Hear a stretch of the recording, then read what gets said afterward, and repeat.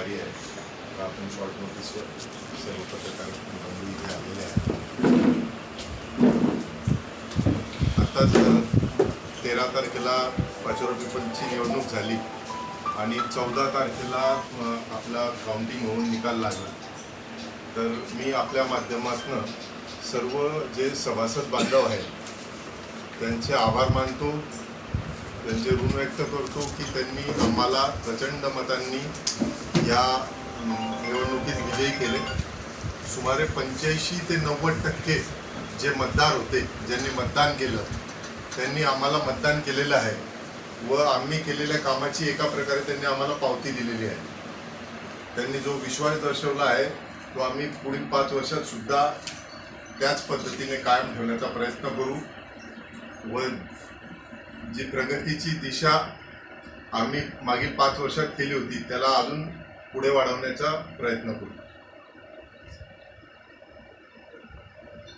तरी सर्वप्रथम सर्व सभासदांचा मी त्या हिशोबाने आभार मानतो आहे आणि आपण सुद्धा पत्रकारांनी जी वेळोवेळी आम्हाला प्रचार कार्यात साथ दिली त्याबद्दल आपले सुद्धा सर्वांचे मी आभार मानतो. तशी निवडणूक ही एकतर्फीच झाली. तसं म्हणायला पाहायला गेलं तर 85% ते 90% एवढ्या लोकांनी आम्हाला मतदान केलेलं आहे आणि विरोधकांचे जे पोकळ आरोप होते ते त्यांनी या प्रकारे नाकारलेले आहे.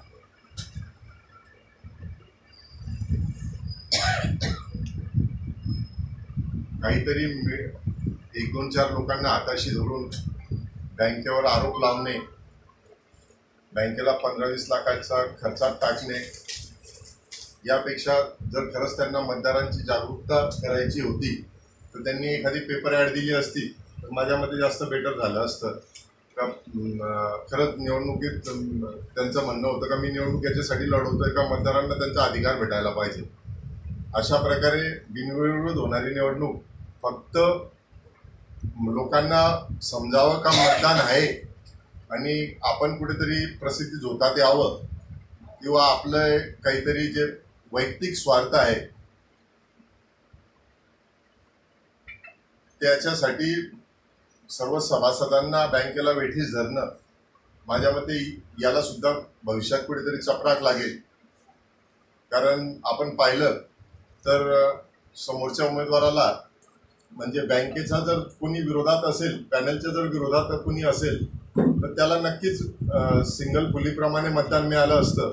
पण माझ्या मते 250-300च्या वर कुठल्याही समोरच्या व्यक्तीला मतदान झालेलं नाही. आणि जे काही आता 15 लोक मागच्या वेळी होते त्याच्यापैकी प्रत्येकाचे 5-50 लोकांशी काहीतरी संबंधामध्ये वर खाली असतं. त्याच्यामुळे 5-50 मतं प्रत्येकाचे विरोधातले त्याला गेले आणि त्याला तो आकडा वाढला. परंतु एकंदरीत 85 ते 90% जेव्हा सभासद आपल्यावर विश्वास दाखवतात म्हणजेच माझ्या मते ही फार मोठी आमच्या केलेल्या कामाची पावती आहे.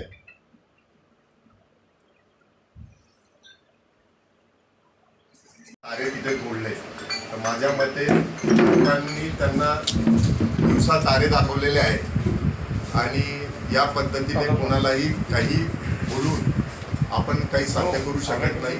तर आपल्याला कामगिरी प्रयत्न करूनच आपण निवडणूक जिंकू शकतो.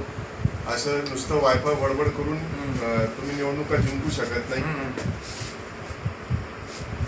आता त्यांनी तसंच एक आरोप लावला होता शेंदुर्णी जागेबद्दल.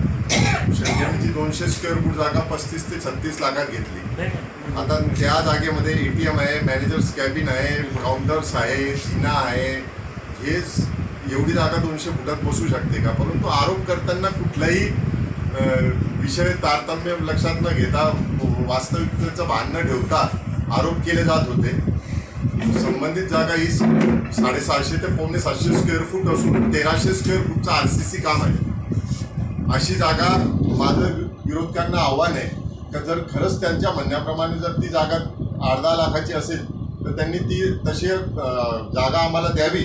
आम्ही ती जी जागा होती 35 लाखात घेतलेली ती मी स्वतः 50 लाखात बँकेकडून घ्यायला तयार आहे.